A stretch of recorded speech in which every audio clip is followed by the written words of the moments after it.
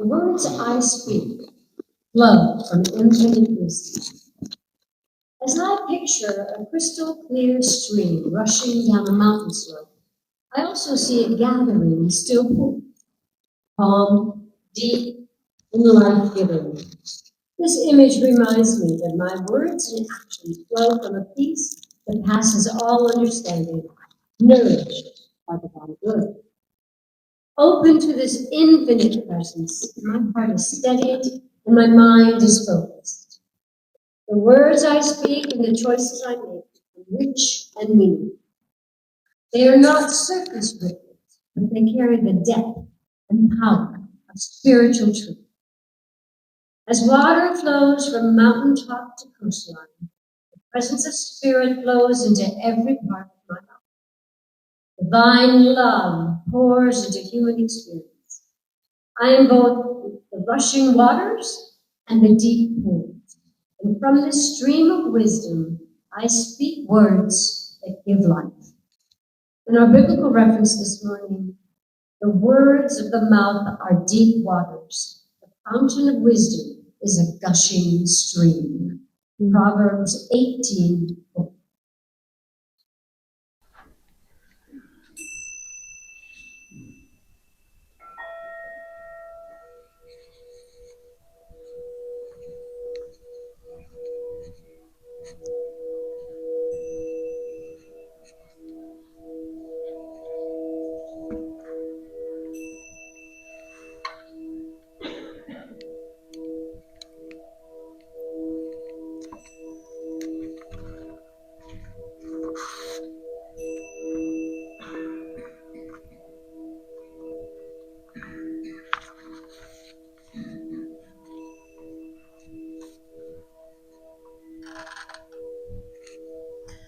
I invite you to find a comfortable position in your chair. If you're comfortable doing so, let your eyes gently close and just begin to become aware of your breath. Feel the breath as it enters with a cool feeling and then a warming as it gently travels down into your lungs. Fill the lungs with a deep inhale, bringing in energy, vitality, and prana from the life force.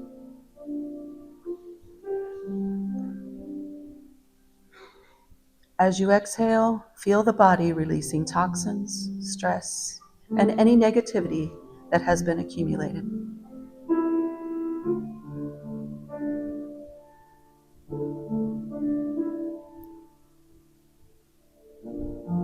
Stay with this breath. Focus on the feeling of deep peace for 10 deep inhalations and exhalations.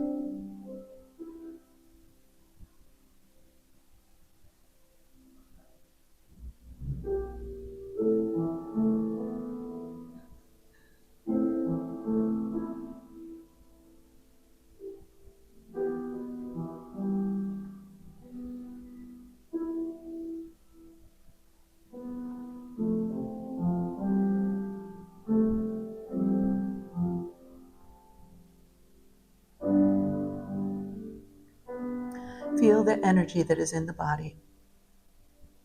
Become aware of the warmth and the tingling of every cell. Feel the energy that is in this extended environment, in every part of nature and in every living thing. Bring all of those energies together and feel them as one. Now visualize all that energy shining brightly as the sun.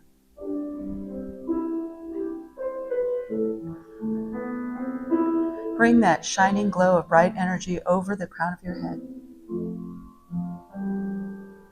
And feel it start to gently travel down into your body, from the top of your head, slowly going down to your face, your neck, and traveling into your shoulders, all the way down your arms and down your fingers. Feel the healing energy and light going down into your chest and all the way down. Feel it continue traveling down to your legs and all the way to your toes.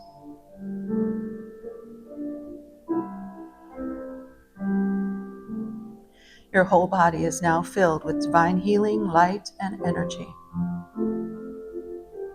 Allow that healing energy to completely fill any physical area that needs healing energy. Feel it warming and healing and expanding through that area.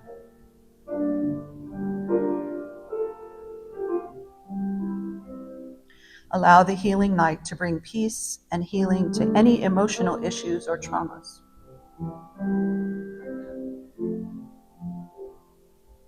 Bring your awareness to any intentions or desires that you may have.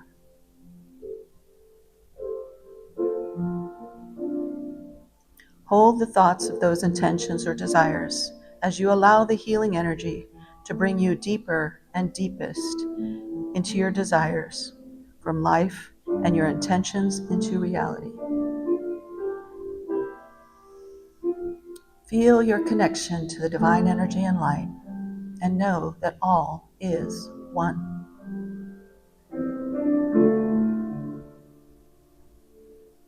As we go about our day today, I invite you to stay in this deep, relaxing, peaceful state, and just return to it whenever it is necessary.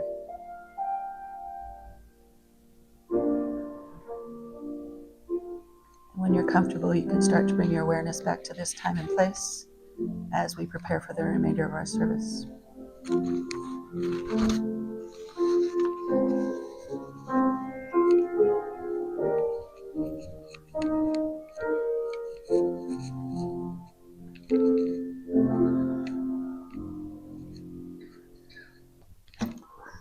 Well, here I had this wonderful talk planned, and between those two songs, I mean, he's already said everything I was going to say. So what do you say we call it a day? We have a coffee? No, I did drive a long way, so let's go ahead and do it. So today we get to explore how deeply we're connected to our source and how it is our choice how deep we will go in that opportunity. Sri Amabhagavan states, there is no prerequisites to experience grace other than a personal relationship with the divine. So how much grace are you experiencing right now? Grace is defined as an unmerited divine assistance given to humans for their regeneration and their sanctification, and a virtue that comes from God. Unmerited divine assistance. So in other words, it's there for our use. We don't have to do anything to receive it. This grace simply exists and is allowed to be in our lives if we so choose. It's a virtue coming from God. So this is our opportunity then to reach into that divine connection and allow more grace into our lives. So I'll ask you again, how deep is your well? And I use this metaphor because wells come in different sizes and shapes and depths, and what is right for one may not serve another. So when we see a well from above the ground, we have no idea of its depth or how much water is actually inside of it. All we see is the outer structure. And until then, we venture closer and begin to explore what's in the well in more detail. It's the outer appearance only that we're experiencing. So therefore, we tend to describe and judge by the outer appearance. And then we get a little closer. Maybe we drop a coin in. Who remembers 3 coins in a fountain? Anybody? I should have requested that song. Maybe we drop a coin in, and maybe we make a wish. Possibly we listen for the sound of the coin hitting the water, or no water at all. Only a solid surface. Again, we're making a judgment out of the experience. Is it any more true than our first judgment that we had of the well? Based completely on that outer experience or appearance? And so finally we go up to the edge of the well. And we see the water in the well. And we notice it seems to be rather deep, but we just don't see the bottom. So maybe it's just an optical illusion, what we're looking at. Or maybe, just maybe, it's bottomless and limitless. Now, even though we've gone to the well and we've seen the water, there are days we go to the well and we draw the water and not much comes out. And it seems as if our well has gone dry. On those days, we could go into despair, or we could prime the pump. Most of our learning and growth in life comes not from the good times, but rather from the difficult times. During that good period, we're happy, and therefore, we don't want anything to change. And it's during the bad times, when we're unhappy with the status quo, that we learn how to change things, how to make the world better than it is. And when life throws us challenges, we have a choice. We can feel sorry for ourselves, and we can cry and complain. We can say, why me? Or we can say to ourselves, what can I do given the new circumstances that have arisen? And I once asked a wise person whom I used to approach for advice, and I said, where do you get such good judgment from? And their answer, good judgment comes from bad experiences. And a story that illustrates this is the donkey and the well. I'm sure many of you may be familiar with the story, but I think it bears repeating, especially in this instance. So one day a donkey fell into the well. The animal cried and he whined for hours while his owner tried to figure out a way to get him out. Finally, the farmer decided, well, the animal's pretty old, and the well, it's really no longer producing anymore. It needs to be covered up. I'll just bury that old donkey in the well. Right there. Hold on, it gets better. So he got a shovel and he started filling the well. And the donkey kept up its wailing and braying. But then it fell silent. And after an hour of furious shoveling, the farmer paused to rest. To his amazement, he saw the old donkey jump out of that pit and run away. And at first, when the donkey realized what was happening, he cried even more piteously. But then the wise animal hit on a plan. As each shovel of dirt hit his back, the donkey would shake it off. And then he'd take a step up on this growing mound of sand. Eventually, the mound grew high enough for him to get out and jump out of the well. So here's the thing. Life is going to shovel some dirt on you. I guarantee it. And it's going to be all kinds of dirt. You're not even going to know where this dirt is coming from. But the trick is getting out of the well and shaking it off and taking a step up each time. And we can get out of our deepest well and our deepest pits by not stopping and never giving up. Just by shaking it off and taking that step up. And how do we do this? Our connection to the divine. And it's this connection then that sustains us when we think of all that is lost. When we're in that space of, oh, everything's lost, there's no more. It's that connection. It's that well of truth that when we listen to it from our heart, it'll guide us in the direction that we need to take. And there's an old song by the Kingston Trio entitled Desert Pete. Anybody? Okay, well, we couldn't play it, but I'm going to summarize it for you, and I do encourage you to look it up when you get home because it's a cute little song. So I'm going to summarize it. There's a man, and he's walking across the desert. He's long ago run out of water and any supplies, and he's so exhausted that he finally sits down on a rock. And when he does so, he sees a water pump. And of course, he's just certain that it's a mirage because where'd this water pump come from? Then he sees a can with a note in it. He picks it up and it says, the pump was old but still worked, and there's a bottle of water over by the rock that you can use to prime the pump. The man thought, I'm so thirsty, and this pump doesn't look like it's going to give out much water at all.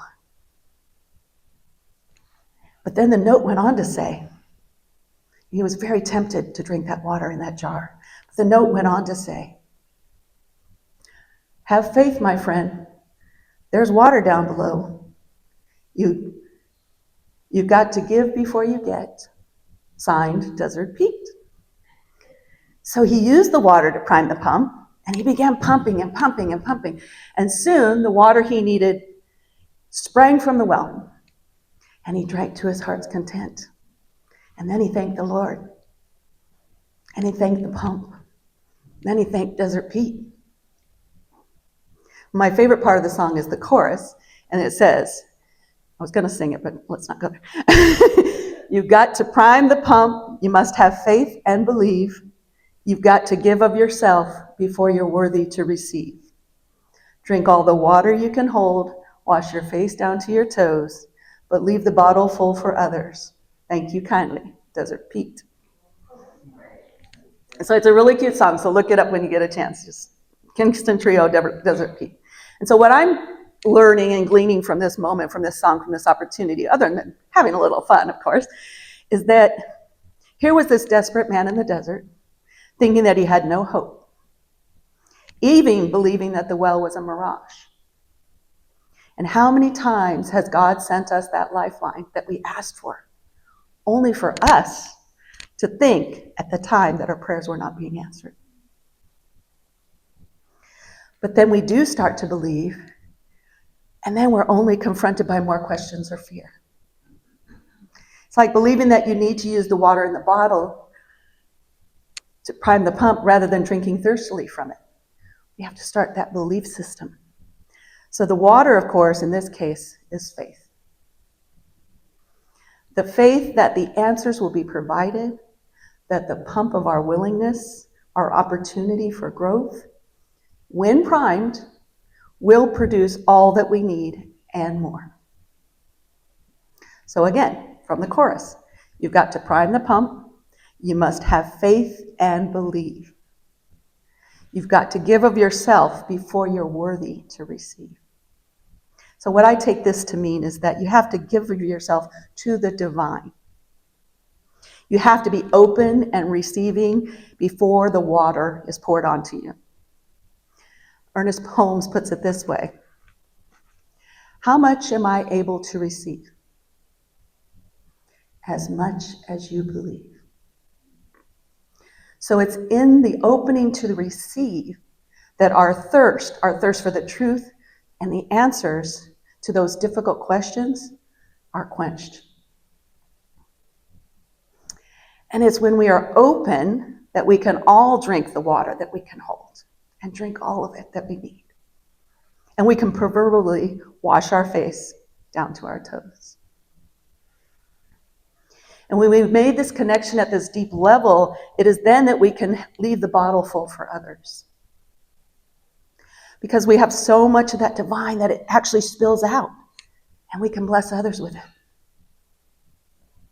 And of course, a hallmark of our acceptance is the gratitude for the understanding, giving thanks for all that is known and all that is yet to be known.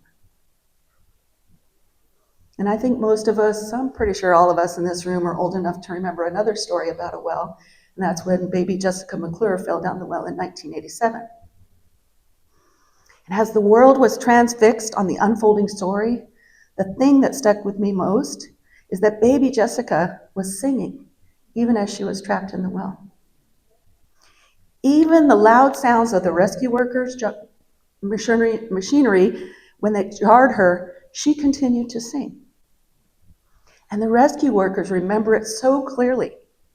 One of them said we would call words of encouragement to her, and when we would stop, she would sing to us. And we know the outcome of this story is a happy ending. But if we take something from it, I believe it would be this: that little baby, just 18 months old, was still in the purest state of connection. With all the commotion going on around her, above her, everywhere, she sang because she was in that state of grace. She was receiving the divine assistance. And in that innocence of her being, she did not confuse the outer world with the inner world of effects. Blessedly, the world had not intervened in her consciousness. and tried to degrade her truth. So how many of us are on the outside looking in? Although we want the best of outcomes, we were watching this unfold and we were on the outside looking in and we wanted her to be saved and we wanted everything to be great. But how many of us doubted that it would happen in that way? I know 1987 was a long time ago, although in my mind it's like 20 years ago, but I think everybody would have had a little bit of doubt in that moment. How many of us watching this unfold believe that she would not be rescued in time? So we can learn from this little being, from this experience, that in those moments when doubt creeps in and separation begins, and it happens, we need to prime our pump with whatever faith and belief that we can muster. We need to go within and reconnect. So when asked about this experience long after Jessica had grown up, her response, she said, "Couldn't cage me in then, why should it cage me now?" Which I just love. Indeed, why should any of us live trapped in a cage? These words by Jack Addington, entitled, "God is the only power in my life, help us to remember from whence we came." God is the only power in my life. Nothing from without can touch the perfect peace of God within me. I am a perfect child of God. Nothing that anyone has ever done or said can interfere with my divine inheritance. The power of God is greater than any circumstance in my life. The strength of God is mine to use. Turning away from all feelings of inadequacy, I discover that all I need is within me, right here and right now. And as I forgive the past, I find that I have nothing to atone for and nothing to run away from. Casting off the old me, I discover my true self. I take dominion in my life. Old habits have no power over me. Conditions have no power over me. I take dominion. I am whole. I am free. I am complete now and forevermore. So I'm going to ask you again, how deep is your well? How deep is your God? It's your lifelong journey to find out. It is our blessed opportunity to allow our well to be so deep and filled with so much that the divine gives it all that it can offer. Joel Goldsmith, in his New Healing, states, "Spiritual healing is a result of a direct contact of an individual with the center of his consciousness. When we touch this place within our own being, healing naturally follows. If someone asks for help, that one receives healing. No words, treatments, arguments, affirmations, or denials are necessary. It's a spiritual healing. The only requirement is that we become still, that we silence our other senses, and we go deep within our being until we feel ourselves at that center of consciousness. Then a contact is made. A feeling within us becomes evident, and we know that that healing has been accomplished." Then he goes on to say, the search for power outside ceases as we realize our oneness with God. We rely more and more on the divinity of our own being to govern, protect, and maintain us. We learn to tune to the kingdom of God within for all our needs. And in proportion as we stop looking to person, circumstance, or condition for our good, does the infinite good of God unfold within our own being. No longer do we find it necessary to rely on those outside sources for health or wealth, nor even look to divine love somewhere outside of ourselves to meet our human needs. Divine love is the very soul of our being. There is only one life, and that life is mine now. So I'm going to invite you to a call of action this week. Here's something that you can think about and do. Invite the divine into your life this week as a beloved friend. Set that extra place at the table. Make ready the extra chair. Talk to the divine like a friend that you haven't seen in a very long time. Tell the divine everything, your hopes, your dreams, your desires, and even your worries. Lay your soul bare. And then open your heart to receive. Picture yourself diving into that limitless well with your beloved friend. It's the well of receptivity. Receive the love, the blessings, and the grace. And I'm going to invite you to say this affirmation with me. I'll say it once and then we'll repeat it. God is the only power in my life. God is the only power in my life. Nothing from without can touch the perfect life of God within me. Nothing from without can touch the perfect light of God within me. And I am a perfect child of God. I am a perfect child of God.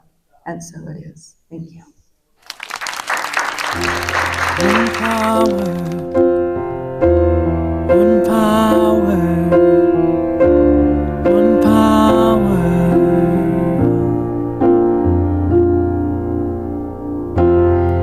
There's one power, invisible, and you see it everywhere.